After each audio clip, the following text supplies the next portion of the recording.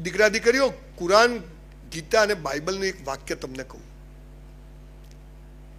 ચોથી વાત સૌથી મહત્વની, જેના કારણે તમે કદાચ યુપીએસસી જીપીએસસી ક્રેક નહીં કરી શકો અને ખબર પડી જશે તો 100% કરશો. શું લખ્યું છે? હે મનુષ્ય, તારા જન્મ સમયે તારો જીવન સાથી મેં નક્કી કરીને રાખ્યો છે. કૌંસમાં ફાંફા મારવા નહીં. યુ નો ફાંફા? ક્યાં છો? તમારે અંગ્રેજી બોલવું તો સ્પેલિંગ આવડવા જોઈએ કે નહીં? હે, અંગ્રેજી ના આવડે પછી પડી જાય ને બાઇક લઈને પડે, પછી કેવું અંગ્રેજી બોલે? એટલે ડેમેજ થઈ ગયો. બેટા ઇન્જરી કહેવાય એને. અને આપણી ગુજરાતી મમ્મીઓ તો અંગ્રેજીની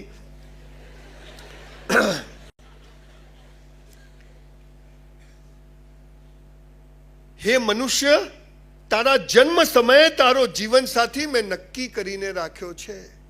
તમને મા બાપ નક્કી કરવાનો અધિકાર છે? તમને ભાઈ બહેન નક્કી કરવાનો અધિકાર છે? તો તમને જીવન સાથી પણ નક્કી કરવાનો અધિકાર ઈશ્વરે આપ્યો નથી. માટે જાનું ક્યાં છો પૂછવું નહીં.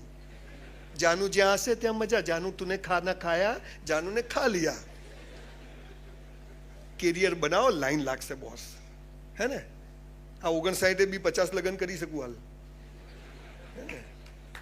પણ કરાય નહીં. અહીંયા એક લો ગાર્ડન છે, ખબર છે? ખાસા બધા. હા ખબર છે.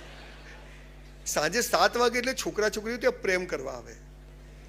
મા બાપે મોકલ્યા કે જીપીએસસી યુપીએસસી ક્લિયર કરશે, લિબર્ટીની ચોપડીઓ વાંચશે, ક્લાસીસ કરશે અને કંઈક કરશે. અંધારું થાય ને એટલે છોકરો અહીંથી આવે, ઝાડ પાછળ જાય. હું આમ કરીને જોઉં, હું જવું હો જોવા. પછી છોકરો છોકરીને શું કે ખબર છે? હું તમને થોડા હળવા એટલે બનાવું કે ભારે ભારે વાતો થઈ ગઈ, પાછા જઈને લાગી પડજો આજથી. છોકરી છોકરાને શું કે, જો બકા, આ બકા કે એનાથી ચેતવું, આ બકાઈ જ જાય. એટલે નામ છે સંજય. હે, છોકરો છોકરીનો હાથ પકડે, પછી બે જણા શું કે, જો બકા, તારે મને પ્રેમ કરવાનો, હું તને કરું. તારે કોઈ નહીં કરવાનો, હું કોઈ નહીં કરું. આ કેવી વાત થઈ? બે વેપારી ભેગા થાય.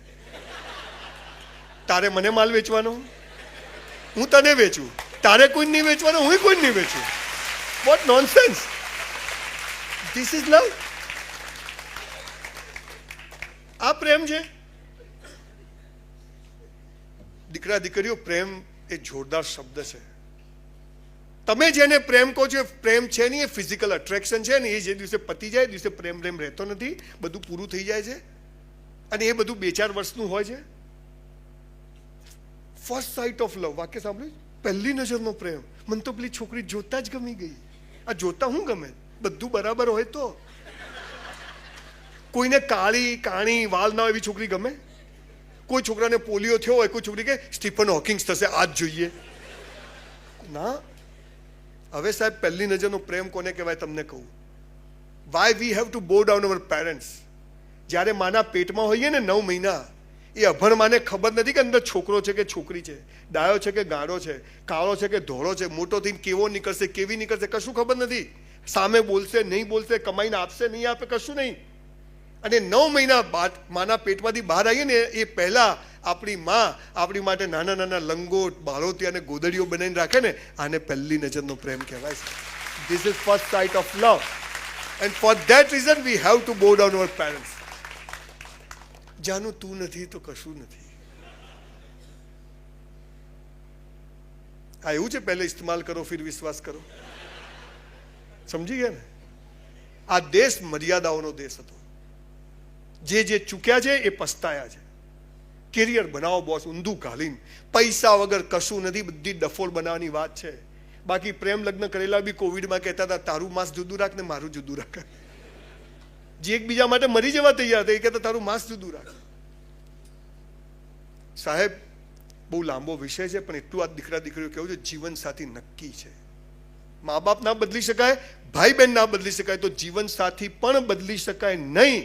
અને જો બદલ્યું તો બીજા જન્મમાં એ જ મળશે.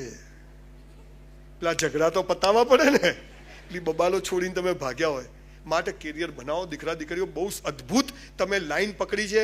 તમને આટલા સરસ મેગેઝિનો, આટલા બધા સરસ આ અધિકારીઓ આજે એમનો સમય બગાડી, એમને તમારી પાસે કશું લેવાનું નથી.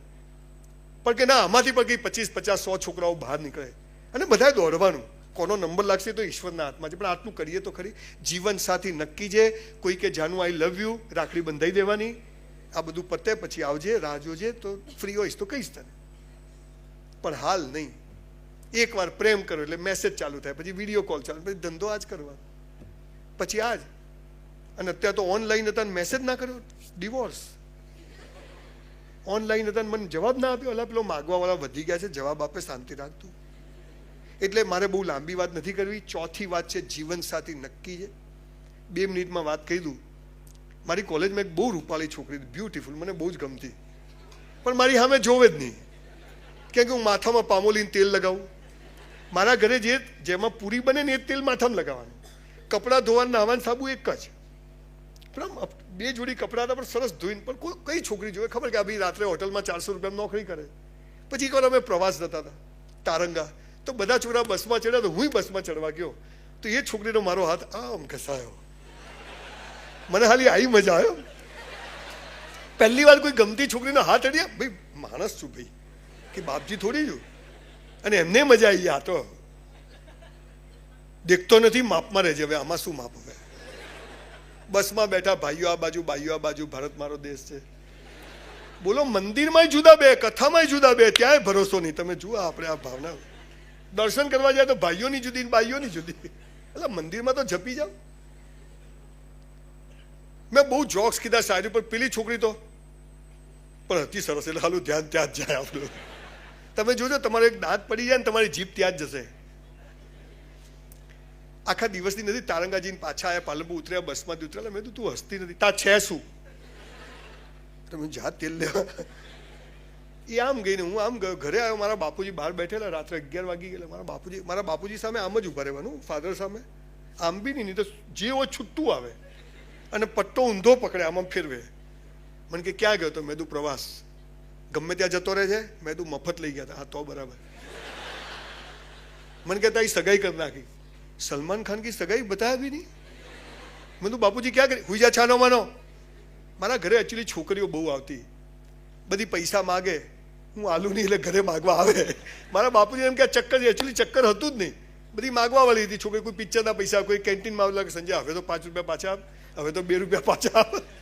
એટલે મારી બા વળી કોઈને આપી દે કે ભાઈ હવે બીજી વાર ના આપતી હો.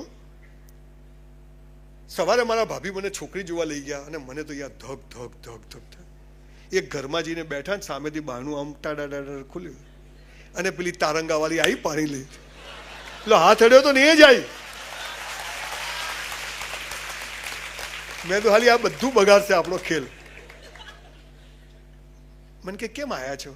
મેં તો મારી સગાઈ કરી, છોકરી જોયા. મને કે મારી જોડે જ કરી છે. 35 વર્ષથી હજી મેં બદલી નથી, એ જ રાખી છે આપણે. ટાઈમ બગાડશો નહીં બોસ. 2000 પ્રેમ પત્રો છે મારી પાસે, જુદા જુદા લોકોના. હે ને? બહુ અદ્ભુત અવસ્થા છે. કોઈ તમને પ્રેમ કરે તો ખુશ થજો, પણ કોઈ ડફોલ ના બનાવતા. હે ને?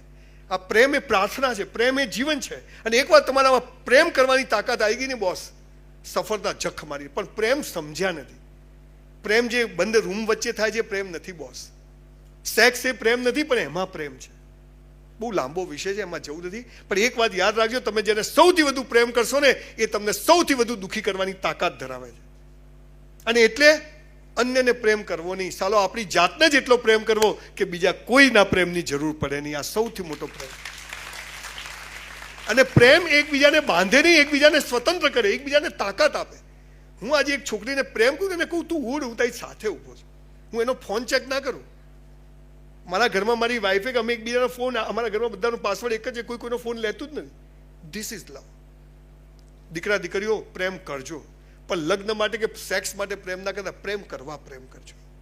બહુ અદ્ભુત અવસ્થા છે, બહુ લાંબુ બોલી શકાય. પણ આજે મારે આ પ્રસંગે તમે જ્યારે આટલી મહાન કેરિયર બનાવ, ત્યારે આ ચક્કરોમાં પડતા નહીં. જાનું આઈ લવ યુ, તે કેટલું વાંચ્યું, મેં આટલું વાંચ્યું, એમાંથી બધા લોચા ચાલુ થાય છે. અને પછી બધું ગરબડ ગોટાળા થાય છે. સાલું કે મેં આ ક્યાં કર્યું. અને બે સ્વતંત્ર વ્યક્તિઓ ભેગી થાય ને, અને પછી બંને એકબીજાને ગુલામ બનાવે, અને ગુલામ કદી પ્રેમ કરી શકે નહીં. બે વ્યક્તિ ભેગી થાય, બંને એકબીજાની સ્વતંત્રને વધુ સ્વતંત્ર કરે તો બંનેનો વિકાસ થાય. અને એ તમે સમજશો નહીં કે સ્કૂલ કોલેજમાં ખરેખર હું જો મને જો ઓથોરિટી મળે ને બોસ,